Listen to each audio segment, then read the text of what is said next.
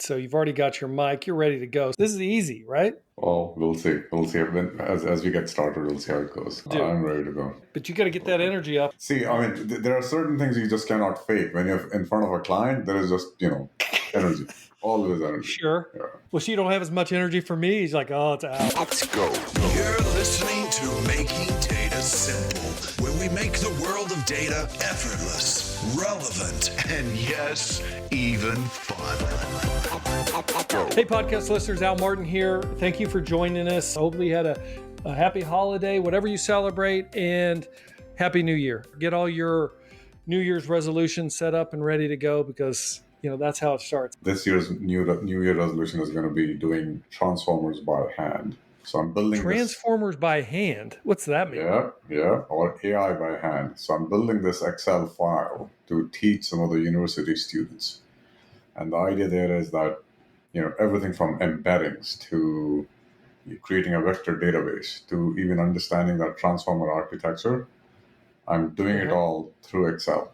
Nice. So the kids can learn. I mean, IBMers can learn. The world can learn, right? It'll be fun. It'll be a fun little project to do. We were on a client visit recently together, and you were talking about you have an interest in teaching. Is this part of your teaching endeavors? Yes, partly. So, I mean, look, I feel the rate and pace of innovation that's going on in AI, I sometimes feel that I'm just not running fast enough, right? I'm sure many people can attest to it. So this is my attempt to go, maybe to some extent, go back to the basics, but also add some of the more upcoming stuff. And we'll talk about some of this. Like as an example, this week, I came across the Model Context Protocol, or MCP, by Anthropic. So let me take a step back. So part of the thing that I kept wondering is, well, when these agentic AI takes off, and you're all going to have like the next couple of years is all going to be about agents. If you really sit back and think about it, well, how are we really going to consume these agents? How are we going to configure these agents, right? Are we just going to consume agents that one or a few providers provide? What if I don't want their agents? What if I want to create my own agent? And by the way, your agent might be different than mine. And how am I going to give that agent context? And so this seems to be a really promising way of how we can have agentic AI made real for everybody. So we'll talk about that in a bit more detail. All right. We're getting way ahead of ourselves, and we gotta set this up a little bit. In traditional fashion, I want to make sure I give you the opportunity to introduce yourself. Give us a little of your experience, your background, and what brings you to today. Thanks, Al. First of all, thank you for having me on. It's a pleasure. I've heard a lot about this podcast. I've heard many of the episodes. I know this goes far and wide, so thank you for having me on this. I'm Manav Gupta. I'm the CTO for IBM Canada. I think that's an overinflated title to some extent. I call myself the chief troublemaker because that's really who I am. So I've got a 25-odd year background in distributed computing all the way to my master's, which I did in India, and I followed it up with a couple of other diploma courses I did in the UK. Ironically, when I did my one of my courses was in AI. This was back in 2006. It's interesting. Most of the AI projects, they used to die on the vine searching for a business case. I've had a checkered history, distributed computing, did a lot of service assurance and service optimization, especially in the telco industry, for almost a decade. This is when I was employed with Quality, which got acquired by Macromuse, came to IBM. And then I did cloud, lots of cloud native stuff for many clients globally. And I'm a technologist, or at least I would like to believe I am. So very hands-on, all the way from Cloud Foundry through to Kubernetes to OpenShift to Terraform, Ansible. And then, the last 3 years is all about AI. We just can't get enough of it. So that's me. I've written a few books. I've got a few patents. My kids think that I'm still cool. So that's all that really matters, really. Wow. That's the most impressive thing right there. How many kids you have? 3 boys, 7, 11, and 13. So as a family, we are learning Python, and we are into 3D printing a lot. So we keep ourselves busy. So they're all techies too? Well, I'm hoping they will be. As you guys can hear on the podcast, I think Manav and I are probably too comfortable with one another. I didn't say that he's an IBM. We're going to do IBM today. I'm going to start the podcast this way. I'm a fan of Manav. And Manav, why do you think I'm a fan of you? I That's don't probably know, the because toughest question. I'm a troublemaker. I think that's part of it. I am a fan of a book that I just kind of like. It's a sales book. I lead tech sales now, so as you guys listeners know, and it's the Challenger Sell that talks about teaching, tailoring, and taking control. I think those are easily said, hard to do. You've got to know the technology, and you've got to also have a business sense. You also have to have a comfortability in front of clients. I don't know if I've said this before on the podcast, but try to stay technical as I can too. By the way, I don't know how you ever know if you can stay ahead of the game at this point in time. You can stay, at least me, you can stay up to speed in a lot of different areas, but I mean, staying ahead, I don't know how that's possible. You have to tell me. But anyway, I think the best way to describe enough, and I've said this before to the team here, is I'm at a conference. You know where I'm going with this, right? We can see one another. Yeah. So I'm at a conference. I'm walking back to my room because I got to get ready for the next client meeting I have. Manav stops me, speaking of chief troublemaker. He stops me and said, hey, have you tried the new Granite 3.0? These are IBM models, large language models. I say, no, I haven't tried this. They just got announced today, and I'm with clients all day. It's a conference, Manav, and he's like, hey, unacceptable. You should be trying these. And he's like at this cafe going crazy looking at these new models. And I'm like, Manav. And he's like, you need to try it. And so I said, to hell with it. Okay, fine. I'll meet you this afternoon. We'll try these and, I'll get started. I know I haven't had time with it, but that's the kind of person he is. He's also that way with our clients. Sometimes, don't get me wrong, I think you need to listen, but he really has the confidence. And the thing I like about it is, look, he'll tell you if our technology is not where it should be in a certain area or that's not our strength, but he'll also go bullish areas that we need to go bullish and we need to be more forthright. IBM tends to be a company, I think, that we're not very good at touting ourselves. We're very humble. And I think sometimes we've got to talk it like it is. People want that teach, tailor, take control. I call it a trusted technical advisor. And I think that's where Manav is. So what I wanted to do today, I'm not selling IBM technology in the terms of marketing necessarily, but I want to talk about technology. I'm going to break a little bit of the rule today. I want to talk about IBM technology. I want you to talk to me like I'm a client. I'm going to push back at you, and I want to have that conversation. So let's have the conversation. We'll start it there, and I'll bring in some personal questions as well. I want you to start like you're going to give me a pitch on IBM technology as it relates to our AI ambitions. We are a hybrid cloud and AI company. You'll start it off that way, and let's go from there. Does that make sense? Is that fair? Yep, I think that makes sense. But before we start, did you try out Granite 3.1 yet? No, I have not, Manav. 3.0 down. No, I have not done 3.1. So thanks for challenging me. Not acceptable. 48 hours already gone by, right? So That's listen, let me start That's there, better. right? So let me use that as a segue to get in. I'll give you sort of my perspective on where I think, at least for enterprises, where this tech is going and why I would encourage everybody to think about adoption of AI in a certain way. At a macro level, it's no secret that the world is getting divided when it comes to AI in at least two major buckets, right? So you have let's call them state-of-the-art models. They also happen to be, or sometimes called frontier models. They are generally in the closed space, the closed ecosystem. You obviously see your OpenAI, Anthropic, some of the models, some of the other models show up there, like Google Gemini shows up there, and so on and so forth. If you look at their business model as well, so the model itself is the product, right? And it's being monetized through API calls and multiples of thousand tokens.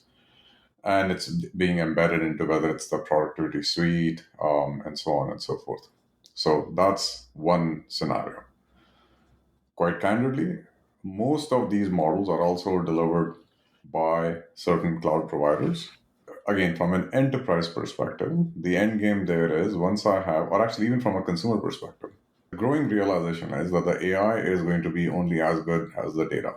So if the enterprise or if the hyperscaler has your data, you're going to be encouraged, or I don't want to say forced, but it probably makes sense for you to use the AI that's embedded there, that's available onto the cloud. Then there is the other end of the spectrum, which is the open community. And really, let's take a step back to January and then February of 2023. So ChatGPT came out November 2022, or really that's when the world heard about ChatGPT. They were working on, by the time 3.5 came out and the world knew about it, OpenAI was working and testing on 4. So in the open community, so Meta released, leaked, pick your word, what became original Llama. And then the open community really got started on the possibilities and the things they could do, right? And then all of a sudden we started seeing this rapid advancement into large language models. And we are at what, Llama 3.2 at this point, 2 years in. So on the open side, you're beginning to now see the open models be very close, and in some cases beating these closed state of the art or frontier models.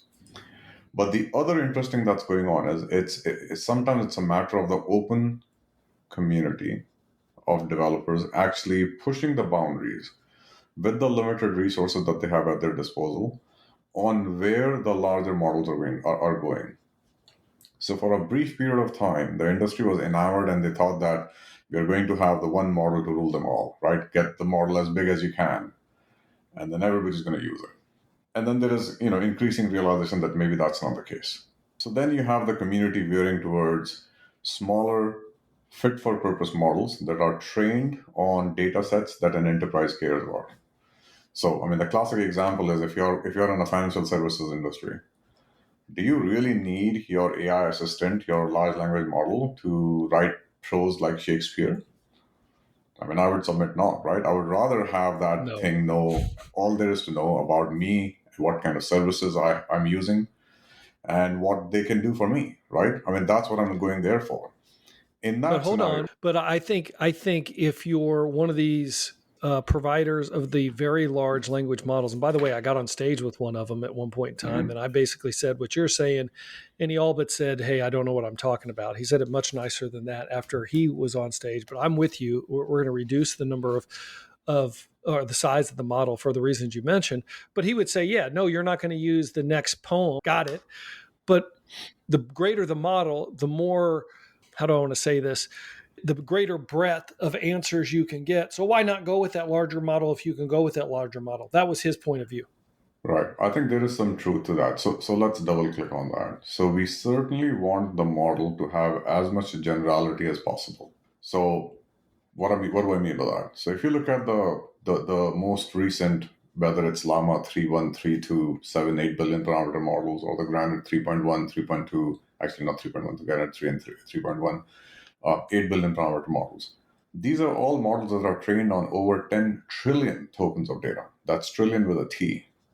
At that point, the models have sufficient representation of general human knowledge in them that you can ask it any question, whether it's a fundamental reasoning question that you're asking it, whether it is a general knowledge trivia question, or writing prose and so on and so forth. At that point, it's less important as to how dense and big the model is, but it becomes more a matter of, does the model give you everything you require? So certainly performance becomes one element. But remember, for a business, there is more than one, right? There is cost, there is trust, there is what footprint is it going to require to run on, right? Whether you're running it on premises or wherever else in whatever VPC. So I think there is some truth that, okay, you do want the model to have general enough knowledge, but the predominant use case, whether you are in the financial industry or in the insurance industry or whether you're a retailer and so on and so forth, you want to harness the generality of the knowledge to serve your clients for the products and services that you offer. So that offers a very different lens to it. Fair enough. Fair enough. Right? So, Okay. well, I don't know. How do you know when you met that balance? Okay, now we are on to interesting things. So how do you know that we have met the balance? So now let's talk about how our enterprises. Actually, let's start with how are the consumers using it, and then we'll get to the enterprises. So over the course of last 2 years, we've all learned how to use these LLMs, and we've all come to a realization that the limits of our imagination are the limits of things that we can ask these things, right? So we've done, there are cottage industries that have come up with things like prompt engineering, etc., which is really a clever way of writing a prompt. So now I can make it to write recipes. I can write Python notebooks. I can do text to image, image to text, so on and so forth. For an enterprise context, if you're a business, small or large, delivering any service whatsoever, what do you truly require? You want this thing to know something about your clients, something about your policies, something about your products. So, in other words, you want to marry the general knowledge that the model has with the data that you have in the enterprise. And if your CISO has done their job, less than 1% of the data of your enterprise data should be available on the public internet, which is the source where all of these models are trained on. So then we get into how enterprises are using these models. So we are then doing things like creating vector representations into things like RAG or retrieval augmented generation, which is in a way is a suboptimal way of using these LLMs. Because what's going on really is the neural network that's powering this LLM, which has all this general knowledge, is going to waste. Because what you're really doing is bulk of your application is doing this vector proximity search to find corpus that's closest to the user's question, and you're using that LLM in the last mile to basically take that smaller knowledge space and create an answer that's beneficial, that can be human readable. So the other approach that the world is using is something called fine tuning, right? It's a technology that's existed for at least 30 years. Now, fine tuning comes with its own side effects, right? So one of the fundamental drawbacks of fine tuning or side effects in fine tuning is the models can suffer from what's called catastrophic forgetting. So all this generality, these 10, 12 trillion tokens of data that the model's trained on, it's going to forget. If you were to train that model on, say, customer acquisition or fraud, so then that leads to the problem of the 1,000 llamas, right? So every time you fine tune a llama, you give birth to another one. So now you need to figure out, right? I mean, that's kind of what. So if you go to Hugging Face today, right? If you go to Hugging Face today, there is 800,000 llamas there. How do you know which one to use? How do you know which one to trust? Like you do, yeah. Right. So then you need to figure out how are you going to take a model that's of a reasonable size, whose supply chain of data you can trust, that hopefully has the right license that you want for your business case, that allows you some visibility, or I mean, as much visibility as possible into the data set that was trained on, that offers you some level of indemnification. And then you need to figure out how can you take that base model and add your enterprise data into it. I mean, that's the magic. So again, IBM came out with something called Instruct Lab, right? We open source that, which is this taxonomy-based approach for adding knowledge incrementally into a model. I mean, at this point, it supports the Granite family of models. Hopefully, over time, will support other models as well. I know Amazon's trying to do something similar about model distillation, which they announced at reInvent a couple of weeks ago. And I think this is where we see the world going, right? Rather than, I mean, I think we're going to see in every company a small number of really large models being used. That's the co-pilots as an example. That might be the Anthropic Sonnet, etc. And then they're going to have a large number of small models that are trained, that are using clever techniques to incrementally add enterprise knowledge into those models for specific use cases. That's how I see the world going. And then if you allow me a couple more minutes, I think the other area that we should talk about is how I think we are now beginning to hit the wall of what we can do with these models. Continue, but let me ask a question. I want you to continue and take those 2 minutes, Manav.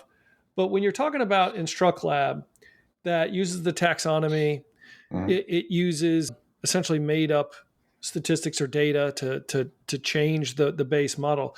Do you use that in and of itself, or would you use that with RAG? I want to make sure you talk to, are there any downsides? Is there more expense or cost, or does that not come into play? So Instruct Lab today has this taxonomy-based approach, and it comes with what's called a synthetic data generation pipeline.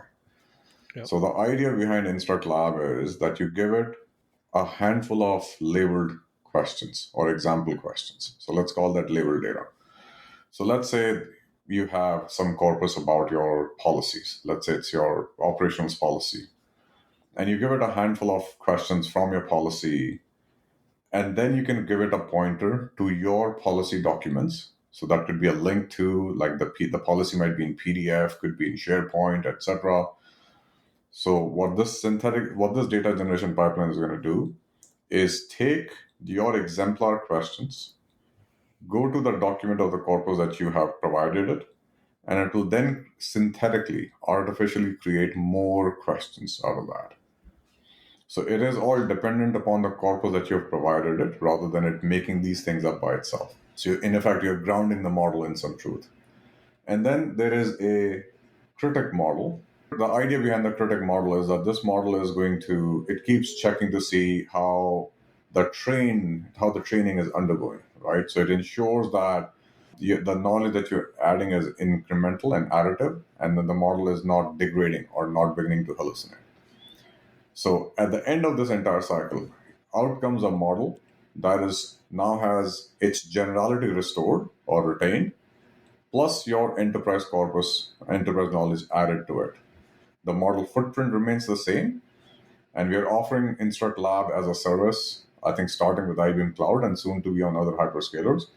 If you're using RHEL AI, Red Hat Enterprise Linux today, you can run it on a single host with GPUs, and you can do that inferencing yourselves.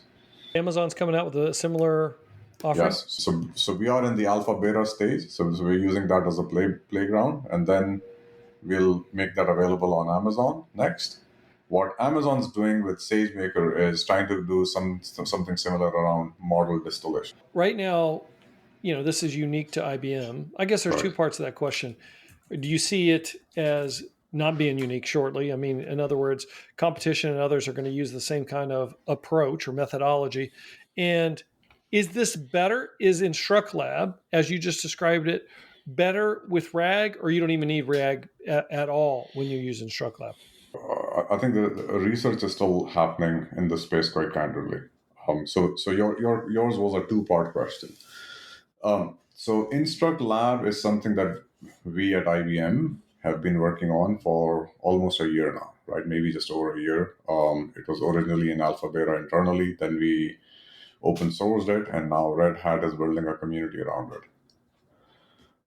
So I think this is where I think the world is going, of smaller, more cost-effective models that are distilled or trained for performance and knowledge based upon enterprise data.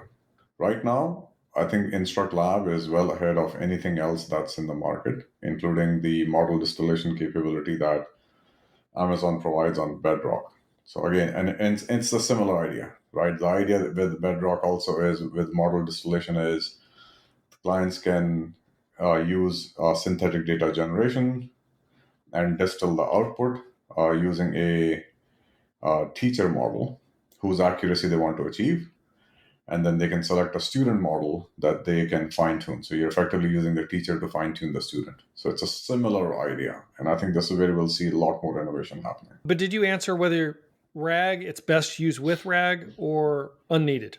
I think we are divided on that right now, to be quite candid. I have seen use cases where the distilled or the tuned model, because what ends up happening during tuning is you have taken what was your own data and you have now added it into the model. The model gets so much more context about your data set that in many a case, you don't need RAG.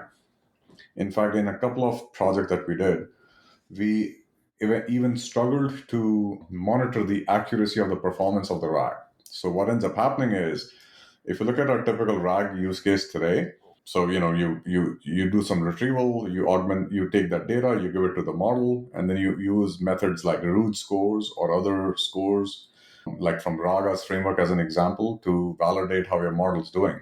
With an Instruct Lab technique, turns out that metric itself doesn't work, because what ends up happening is the model now has more knowledge than necessarily the context you're sending the model to.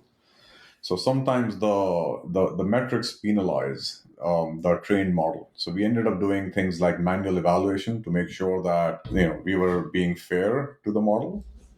So in use cases where you're doing segmentation or classification, you don't need RAG at all for in case of a trained model. Even in some cases where we have used Instruct Lab for things like KYC, know your customer scenarios, we found that it was outperforming RAG. I think the challenge with RAG, though, or the difference rather, not challenge, I'll say. I think the difference with RAG, though, is that what's going to happen is, and again, look, this is still an evolving area. As clients are building out their RAG architectures at scale, and I mean true architectures, not the Mickey Mouse programs that we can all write in 20 minutes. The RAG architectures, they are brittle, they are difficult to maintain, they have lots of moving parts. So model distillation or the instruct lab based approach, it actually simplifies the RAG architecture. We may still need RAG just to ensure that when the data keeps changing over a period of time. So if it's a customer policy and you're changing the policy on a weekly basis, maybe you don't want to retrain the model on a weekly basis. So there might be edge scenarios where you still need RAG, but by itself, Instruct Lab is proving that the trained model ends up getting a lot more context within the model itself, and you don't require RAG. So you might require RAG only for putting some controls and guardrails around what answers that the model is getting. Any downside to InstructLab? I mean, is there an inferencing cost that you got to consider? Why would you not use InstructLab then today? Almost everybody's using RAG, and you're saying the InstructLab, hey, it takes the place of like 95% of all RAG, and then you just have one model that has your data essentially bed in. It's your unique model. What's the downside? I think a year from now, every enterprise is going to be using Instruct Lab or a similar technique. I think this thing is Is so it hard to new. use? It's not Is hard it to hard use. to I use? think Is that it's a doubt? no, it's just new. So we saw a tremendous explosion, or the industry saw a tremendous explosion in RAG, right? So the first year or 6 months of GPT availability, everybody was enamored with, prompt engineering. Then we tried to figure out, okay, how are we going to use this in our organization? So RAG came about as one technique. Instruct Lab was developed pretty much hot on the heels of RAG. So I think it's just a matter of timing. So once the world at large begins to understand the power of things like Instruct Lab, I think they will all use, and I think Instruct Lab will become the bare minimum. It will be table stakes. How do you know what model to use to begin with? I mean, like IBM has its own models, very purposeful driven. Look, I use them. The reason I like our models is because, well, they're our models. Well, let's just be honest. But I also download them to my PC. I use on a daily basis, and I don't know many other models that you can actually put on your laptop and then go. And I don't have any GPUs whatsoever. It's fantastic. But there's Gemini, there, from Google. You've got Llama from Meta. I mean, you could go on and on. If I'm a customer out there, how do I know which one to use, who to trust? What do I do? I think it goes back to first principles, right? So in order to use any model, you probably want a model that you can trust. And how do you trust? So one dimension of trust is openness. Is the model open or not? Do you either rely on a vendor saying to you, hey, you know what, go use this model, don't worry about what data set it was trained on? Or do you look at a model's pipeline and try and understand what data set the model was trained on, what was filtered in and out, what kind of guardrails they put into it, what indemnification are they offering? So I think that's one element of trust. I think the second one is around, okay, what kind of license is that model available in? So you could have the best model that might be open source, but maybe the license itself is restricted. So you're not allowed to use it commercially. So the licensing becomes important. Then it's indemnification. Well, what if? So even though the model provider did their best, but turns out that the model ended up being trained on some data set somewhere, somehow it slipped, and they do not have access to, or they do not have rights to that. So indemnification becomes another point.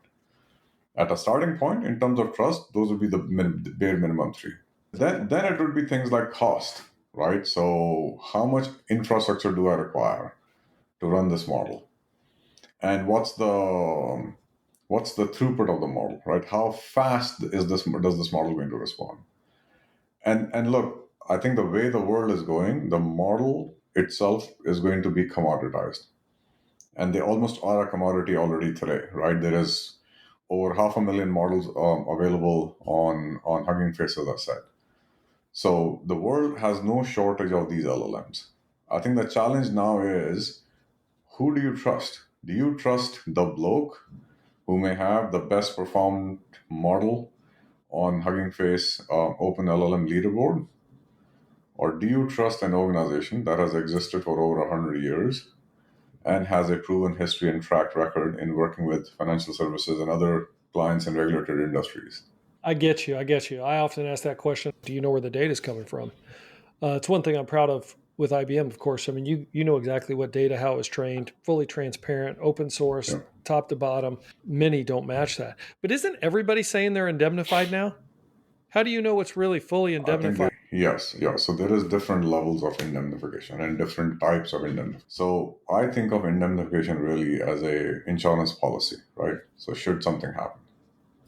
And I think when you start reading the fine print, and believe you me, at IBM we did, what we found was, and I'm not going to name vendors, but there are differences in indemnification itself. So there are indemnification with clauses around only this and only that, or only post fact, or only if you get litigated, or only if you lose, and so on and so forth. Quite frankly, if I'm the CISO or the chief compliance officer of an organization, why would I bother about having to worry about, well, let's think about this problem only when we get sued? I would rather go with our technology, with a supply chain of our technology that I can trust. It's simple as that. We may have to do chats with Manav or something every so often. That's what we'll do. We'll have different topics. But my question is this. Before we walked into a customer visit the other day, Mm-hmm. I had to try to keep you on focus because you were very passionate around where you think the business or the industry is going around models. And the fact that used to be, hey, getting all the data in and this and that. And now you say, no, I think the models are going to go here. Where do you think the models and all this is going to go? Like if we're a year or 2 years from now, I want you to kind of repeat the lecture that you gave me before we're about to walk in. So what was that lecture? That's fair. Sure. So, listen, anybody that's following AI can attest to. So, for the last at least three, maybe longer than that, there is this arms race going on. I mean, one can trace it all the way back to 2017, 2016, but let's just focus on the recent memory. And there are all sorts of arguments around this. So we had the CEO, CTO from Microsoft about AI posit that these models are going to get 10x more data and 10x more compute thrown at them every year for the next 5 years. So I think certainly there was one measure of that.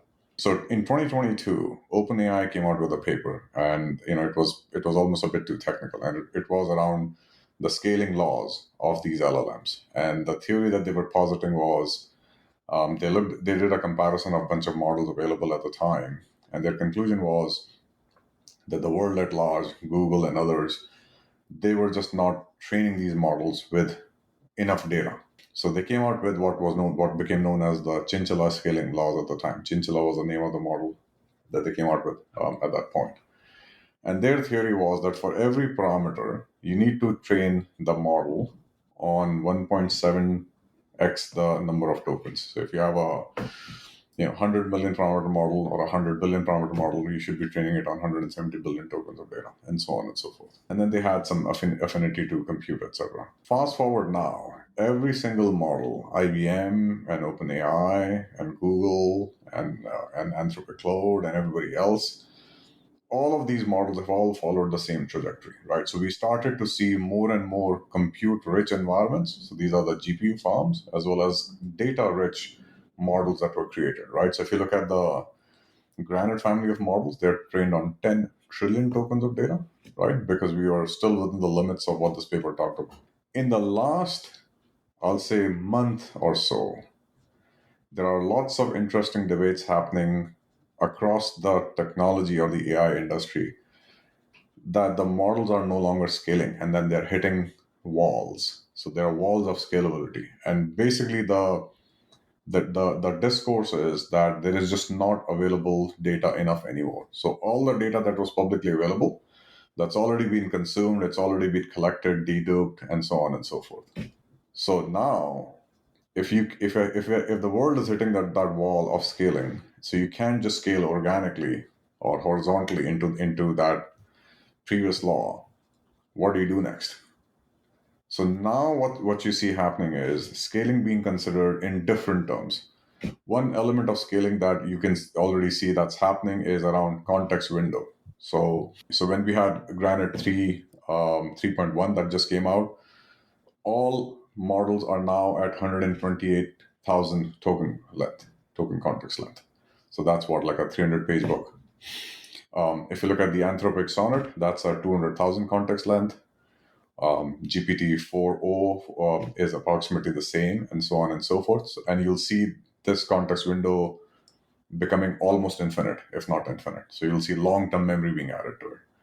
So if you can't scale horizontally in terms of how big the model can be, maybe we think about scaling it differently. So at some point, I'll be able to ingest in a prompt a library to get a summary if they. Exactly, right? So that's one. But I think the other way, so that's one axis. So let's call it dimension 3, right? So we talked about dimension 4. So we talked about compute, we talked about data, we talked about number of model parameters. So now this is memory. The fifth thing that's come out recently is when GPT-4o came out, or OpenAI came out with 401 Mini, or 4o Mini. The O1 is the name of the model. Where if you notice they're actually giving more compute time to the model. So they call it they're giving the model more thinking time. I think that's an interesting element. So back to your point, Al, take a model that has all this context, you throw, say, an entire library or an entire book at it. But we as humans, we obviously want quicker answer. But if you want the answer quicker, the model has to then make certain choices in what areas it picks and what areas it perhaps ignores. But the other dimension that we're trying to scale is with this, we allow the model more compute time or more thinking time, so that the mixture of experts that are there in the model that are thinking about the task you've given it to do can actually do the task. So I think that's another dimension where the world is going to go. So is it going to be like a toggle where you can like say, hey, I'll give it 3 minutes. I'm willing to wait because I want to see what the heck it comes back with and uses all. Yeah, or I think that'll be one way. I think the other way would be just a different model variant. So we will have, for example, for critical use cases, for critical scenarios. So let's say it's a human assistant or an AI assistant, human augmentation of an AI assistant with for say healthcare, or for credit card fraud, or for any type of a scenario where we want an answer but we can wait a few minutes. So there we want real diligence being done by this technology, right? So I don't need the model to respond quickly for everything. Like if it's I'm planning my vacation, so I have a AI assistant that's doing my vacation planning. I don't need this thing to answer quickly. I want it to go through all possible combinations of all of the trips, all of the capabilities that are there, and make the best package for the best experiences I can in the money that I have. So I think that will be another dimension. And I think the final dimension that at least I can see right now is really going to be around function calling. I think we have barely scratched the surface. The world has barely scratched the surface on agentic AI. So at the start, I referenced a little bit around this whole MCP, or Model Context Protocol, that Anthropic came out with. Man, that is amazing. Like that's the idea behind that is, if you think about any LLM that you're using today, it doesn't matter IBM or third party and so on. What do you need? What do you need for that LLM to be truly effective? So you need to be able to deploy it on infrastructure that you have access to. So it has to be small enough, fast enough. We talked about other things like it has to be open. I can trust it. Blah blah. But for this LLM to be truly beneficial, I want it to do more than just generate text. I want it to do things for me, right? I want it to execute certain things. I want this thing to have some agency, right? Hence agentic AI. It's going to have some level of autonomy. Go run a task for me. Go run this file. I mean, if I'm a programmer, and debug it, right? Deploy it on, say, a cloud on Amazon, as an example. So create a VPC, deploy my program, execute the task, collect the logs, see if the logs are okay. If not, go fix those errors. Now that is a complex, multi-step agentic orchestration. So what do you need for that agent to run? Well, you need certainly a long context window. Guess what? We already have it. But what else you need? You need a way, an easy way to give that agent or agents context, right? Stuff for that agent to understand and do. Because if an agent doesn't know, doesn't understand what you want it to do, and you don't have an easy way of giving it to the agent, well, you're going to have a tough time building hundreds of thousands of agents. So what Anthropic came out with is this model context protocol. I think it's an ingenious way of creating a quote unquote they call it a server. And the idea is that you can run this into a, for example, a Visual Studio Code extension, and you can create or use existing servers that are available that give it agentic capability. And I know this is a complicated way of understanding it, but I swear there is method behind this madness. So I can now create quote unquote a GitHub server. So that's running, it's basically in Visual Studio Code on my laptop or on anybody's laptop. You can run this capability that will allow your GitHub context made available to any LLM that you're using. IBM LLMs, from Claude, from Meta, OpenAI, Quen, and so on and so forth. Okay, so GitHub is one. Then I can do other things like, hey, you know what? Writing code, writing automation with Puppeteer, or creating Docker files, or deploying it on Kubernetes, or doing copywriting. Like any knowledge task that we do, I can now have an agent do something for me. So here's a little experiment that you can do. For example, if you go to, doesn't matter, pick any LLM. If you go ask the LLM, hey, can you tell me how many GitHub repos I have? Of course, it doesn't know. Like it has no connection to your GitHub repo. This is an orchestration engine that's allowing any LLM to connect to an endpoint that you provide, and then the magic happens. Look, I think that's amazing. Look, I had like a patent attorney on that I haven't even posted as of our recording, but it will be posted here before too long. Like whether you're an attorney or not, this is about to get crazy. I mean, like the guy before that has been posted, we talked about whether this is hype or not. And yeah, I think there is some hype, particularly as it relates to stock and stuff like that. But man, this stuff is real. It's going to change the game. But where I was going with this is I was asking a couple questions to the patent attorney who couldn't answer this. And by example, I said, hey, what happens, particularly in agentic AI, when you have autonomous actions being taken? Who's responsible? The best answer he could give me is like, well, it has to be with malintent. If they created this with malintent and then it took action that had a negative effect with somebody, an individual, or it happened with malice, then they could be held accountable, but otherwise probably not. Man, this is crazy. Pretty soon we're going to have AI patenting AI. And I haven't read Yuval Noah Harari's book yet, but I hear he tackles some of this stuff. It's Nexus, so that's on my list. But man, I'm scratching my head and I'm like, wow. Even for me, I'm in the business. You and I are doing this every day. But I'm like, this is about to get crazy. I don't know the answers to all this stuff, man. We don't have a book. We don't have a playbook for this. You know? I don't think I think it's too early. So one view I have of this is so let's talk about what agentic AI is. So it is, I think we as technologists are enamored by it, but really it's automation, fundamentally. It's a piece of software that's doing a bunch of tasks on behalf of a human, really is what it does. So can that be patented?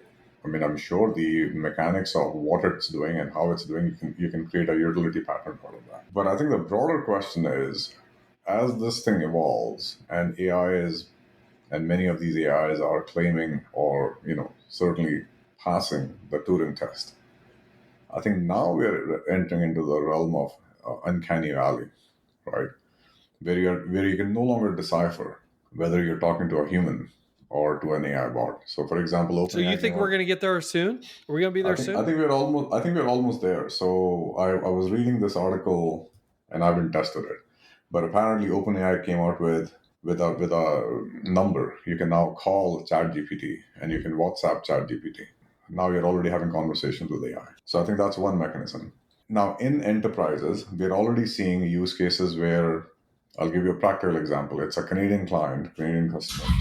They were working with IBM to create a AI-based system to review the RFPs and the contracts. So RFP comes, response comes back to them. Yeah. And of course, every vendor has their own way. I mean, even though they have a template, the vendors give them a response, but a human has to read it and decipher it and so on and so forth. So they were looking for a way to do that. I was like, great, we can certainly help you with that. Now, it turns out in IBM, we are doing the opposite, right? Like we want to simplify and automate the way we respond to RFPs. So now you have, AI talking to AI. Back to your point. So I think People haven't realized yet, but it's here. All right. So look, I got to end now because we've already been talking for quite a while. We'll have you on again. See, I knew this was going to be good, right? That's why we spent most of the time on models. I'll probably have to name this one models. But before I go, I always ask like one personal question or two. The one I have, maybe I'll ask two real quick, but I don't know if they're easy. The first one's easy, and that's how do you learn, man? Like you talked about earlier, how it is difficult to catch up. And one way I learn is I do these podcasts. I hear from different voices. That's how this whole thing got started. And that's why I haven't been able to give it up yet because it's self-serving practice. But how do you learn? Where do you go to learn? Give me your cheats. So I've tried it all, right? Reading, podcasts, videos, and hands-on doing. I finally settled on the last two. So I like to experiment. I'll write something. I'll write code every single day. It is a non-negotiable now. It took me a long time to get to a stage, but once I set up my ID and etc., I am writing code every single day. That's cool. So that's one. And the second thing is, YouTube is an amazing resource. So I'll go cherry pick specific talks or specific sections where I feel, you're going to have world's leading thinker. So that's my two tips there. No, that's great. All right. So here's the more tougher question, but I'm curious as what your answer is going to be. The question, it's my favorite question. It'll continue to be. I'll get a new question someday, but what's true, but nobody agrees with you on? That's a tough one. What's true, but nobody agrees with me on? I think maybe I'll give you a very banal answer around AI. I think what nobody agrees on, in my opinion, but which I think is true, is we are going to invariably create conditions that we are going to be leaving behind lots of humans, unless politicians and policymakers intervene. Are you an advocate for more bureaucracy? Is that what you're trying to tell me? I think we need light touch regulation. So you and I and those that are listening to this, they're probably exceptions to the rule, right? In the global world population of 8 billion or so, how many people truly know about AI? Look, I grew up in India, middle class India, however you want to call it. I've seen really poor people around the globe, not just in India, but other parts of the world. What I'm always terrified is if this tech and the power of this tech is not made available to those humans, is it going to help them or is it going to hinder them? And I'm not convinced yet that it's going to truly help them unless some regulatory framework is put in place.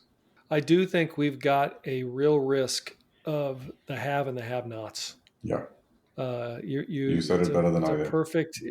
It's a concern. It's a huge, huge concern because I take it for granted now. You and I work on this every day and we're getting excited about this or that. To your point, I don't even consider now that there's people out there that don't even consider AI. They don't even know it exists. Yep. They don't even know what's coming. All right, that's a scary thought to end on. Thank you for agreeing. I asked Manav to be on it just on a whim, and he thankfully said, yeah, let's do it. So there was no prep, guys, honestly, zero. No notes, not like I have notes anyway, but no prep whatsoever. So thank you for just having a chat with me today. Manav, I think it's going to be good, and I think we're going to have you on more often just to have a chat. We'll have a different topic, and we'll go from there. So thank you for being here, man. Thank you for having me. Would love to be back. All right. And listeners, thank you. I always thank you, and I'm always going to thank you. Hit us on almartintalksdata@gmail.com. If you have comments, questions, concerns, rate us wherever you are. Other than that, look, I hope you had a happy holidays. Be good. We'll see you on the podcast. Bye-bye.